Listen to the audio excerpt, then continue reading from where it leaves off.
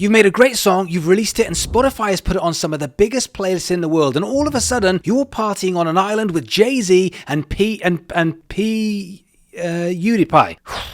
Can that happen? Yes, it can happen, but you're dealing with the realms of luck instead of dealing with strategy. You see, artists really want this to be about the music, and it is about the music, but the difference between now and yesteryear is the amount of competition, the amount of songs and artists releasing every single day. There are millions of tracks being released every single week, and every single one of those tracks is starting with zero data. Now, when building your Spotify and getting your music onto playlists, everything revolves around one single phrase. And that phrase is feed the machine. It's a phrase that we are going to use a lot in this video, and I want you to think about it a lot moving forward. Now, the thing with feed the machine is it's not just about how much food, it's also about the quality of food that you are feeding it.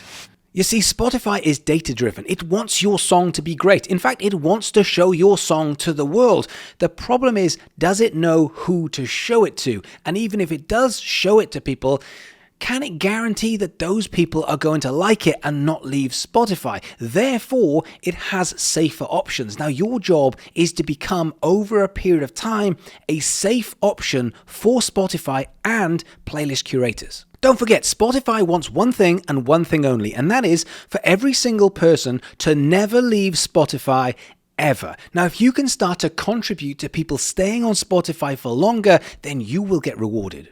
So how do we feed the machine? Well, step one is the setup. You see, contrary to popular belief, Spotify is not a music library. Spotify is a music service, which means it's providing music for all occasions. A library is like your old school CD collection, where you purchase the CD and then you can play it whenever you want. However, now you get paid per play, and Spotify wants to make you earn them dollars.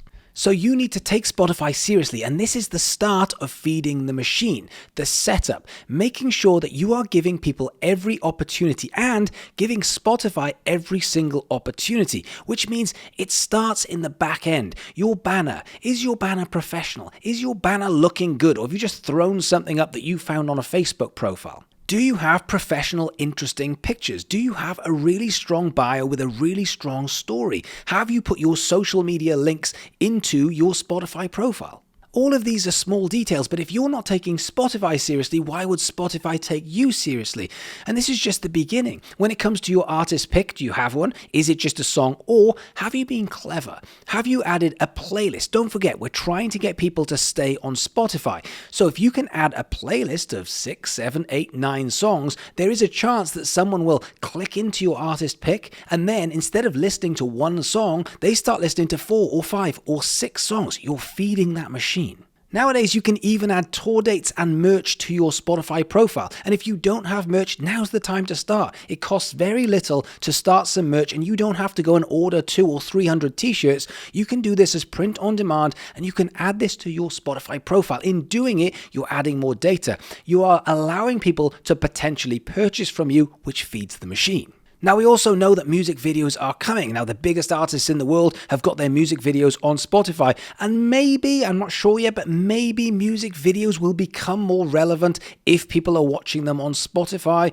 I'll reserve judgment. But even if they don't, this is an opportunity to feed the machine. This is an opportunity to give Spotify what it wants. Also, do you have any of your own artist playlists or featured playlists that you have made yourself? And I'm not just talking about a best of all of your tracks in one playlist, although I do think that's a very, very good idea. But you can add multiple playlists, and they don't have to be just your music. They can feature other artists of a similar ilk, of a similar size, that will tell Spotify, that will feed data. Can you imagine if people are listening to these playlists and before your track and after your track is artists that you should be featured alongside? All of a sudden, you're giving some more information to the platform who says, oh, I'm starting to understand who you are as an artist. Now, if you are going to do this, then give each of your playlists a purpose. Maybe something like what we're listening on the tour bus or songs that are inspiring me at the moment. And then you can add the songs that you love, and now you're adding a community aspect to your Spotify. Now, if you're going to do this, I would recommend updating or changing these playlists every week or two so that people are coming back for more. People are enjoying your playlists and therefore building something outside of just your place and your music. Step 2 is how your socials and your content is affecting your ability to be able to get onto playlists on Spotify. Now, I know they are not the same thing. TikTok, Instagram, YouTube are different platforms to Spotify. But remember that phrase, feed the machine.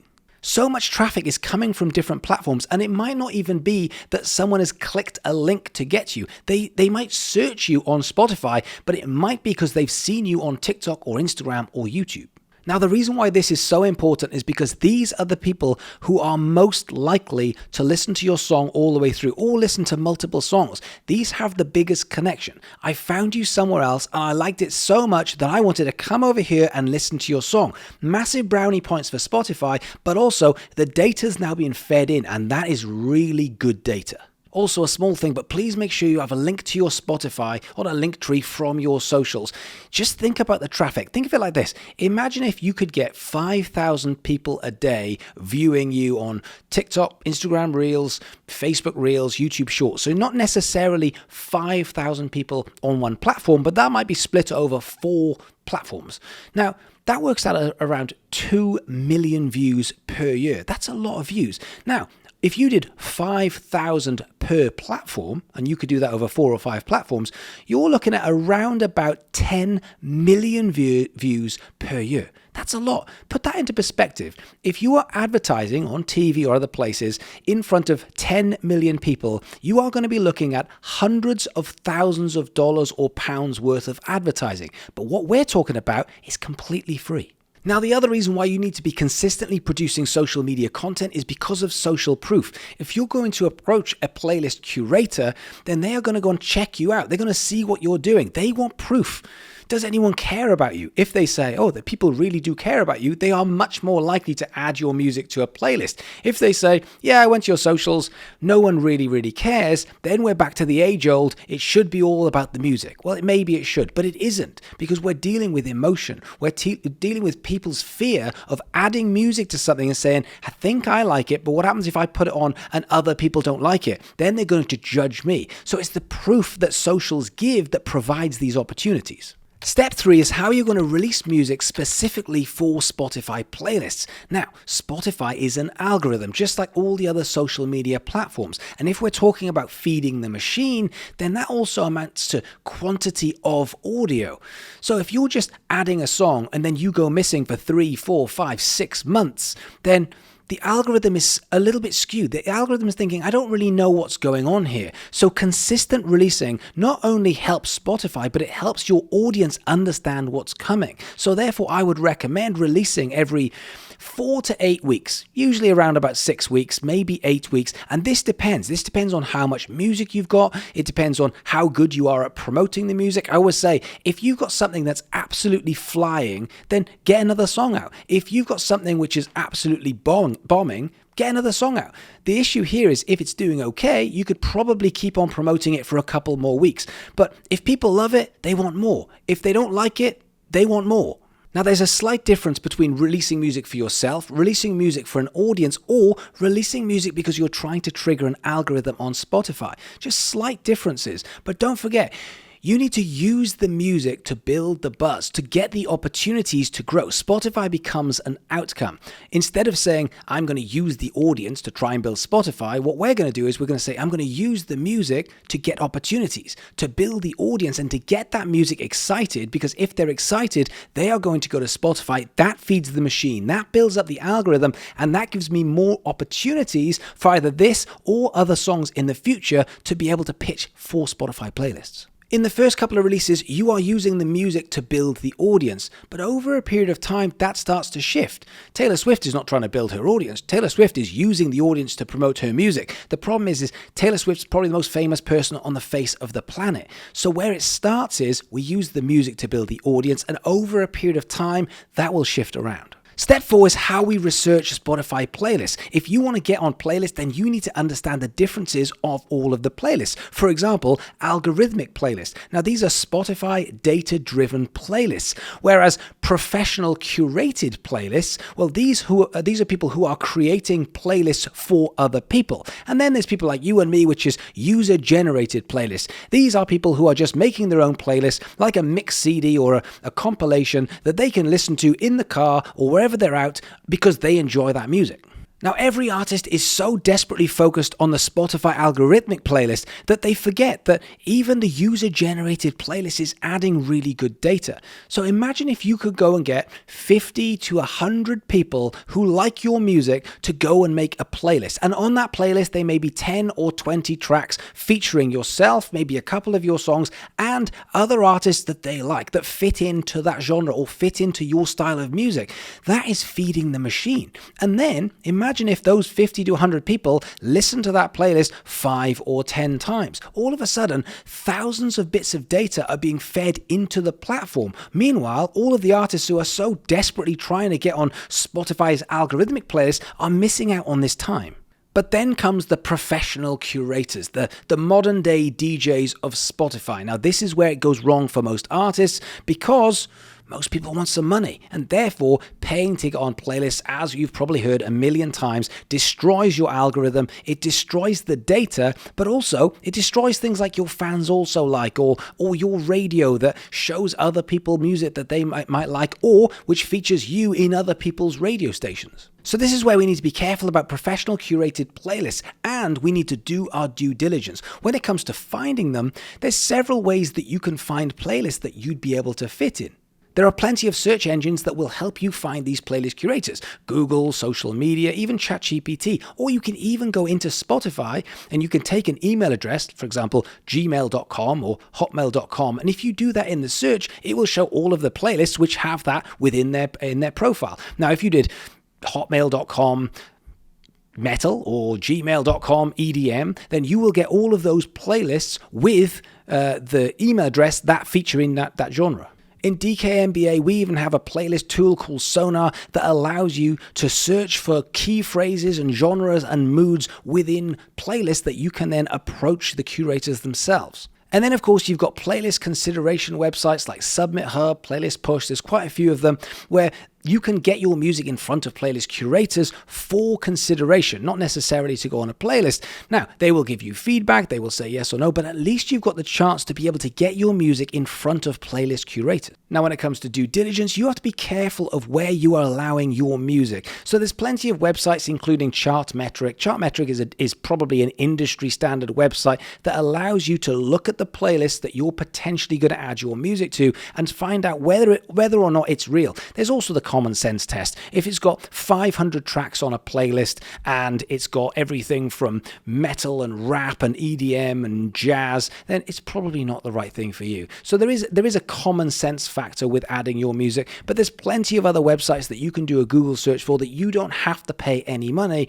so that you can do your due diligence. But the general rule is, if you're not sure, don't do it. And lastly, step 5, how to pitch your music, because this is an art form in itself. You have to understand how to get your music in front of the right person or the right algorithm in the right way that they appreciate. If we're talking about Spotify algorithmic playlists, then Spotify says it wants your music around about 4 weeks or 30 days before it comes out.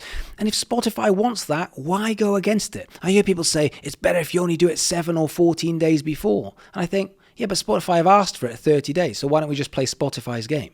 And then when it comes to playlist curators, I've got 10 tips that will help you get your music on as many playlists as possible.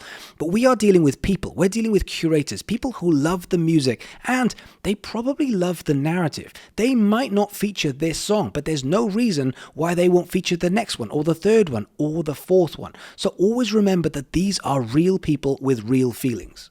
So tip 1, be as accurate as possible when pitching your music. I don't want to hear, doesn't really sound like anything else. That doesn't make people want to listen to your music. That is just an ego-driven thing saying it doesn't sound like anyone else. No, it doesn't sound like anyone else. You are unique. But you still have to find a way of explaining what this is to excite someone enough to listen to your music. Tip 2, if your music hasn't been released but you are sending it to a playlist curator, then for the love of God, do not attach an MP3 or WAV or multiple files onto your email, because it clogs up their email and it's so slow to download and it's so frustrating, and you've probably fucked it up before you even started. Just send a link, whether that's a SoundCloud link or a link from somewhere else. Send them something that they can click and listen that isn't going to clog up their emails. Tip 3, respect people's time. Don't write an essay. I understand that you want to get everything across in an email or in a bio, but there's nothing worse than having to try and read 2 or 3 pages of someone that you've got no context or any love for. So your best bet is to keep it short and sweet and punchy and powerful. Tip number 4, research the playlist that you are trying to get onto, and when you message them, make it specific. Say, hey, I was listening to your playlist today. I really love the way that you put this track in there. That's one of my favorites. It shows that you are listening, but also it plays to the ego of the playlist curator. Tip number 5, always send the links and never say, go and check out my profile. You wouldn't believe how many artists on a daily basis say that. Just say, yeah, the music's on my Spotify.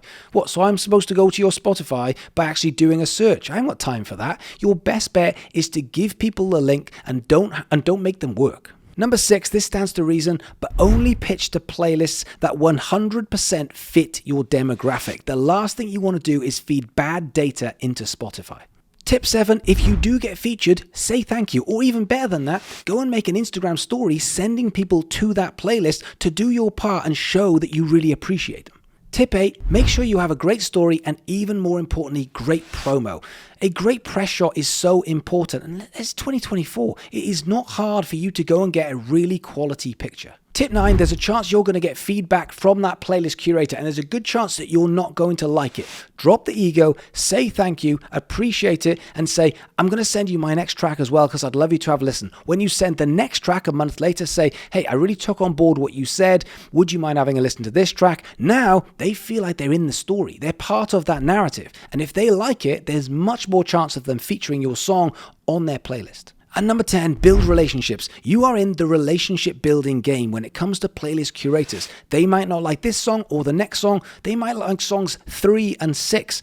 But the more you build relationships, the more chances you have of getting your music onto someone's curated playlist. So if you want to build your Spotify and get on as many playlists as possible, then you need to play the Spotify game. You need to feed the machine, and you need to nurture as many relationships as possible, whether that's Spotify itself or playlist curators or even the audience. Now you will notice that there is a lot of information here about socials and about release strategy. So if you're looking for more information, then check out some of these videos, and I'll see you on the next one.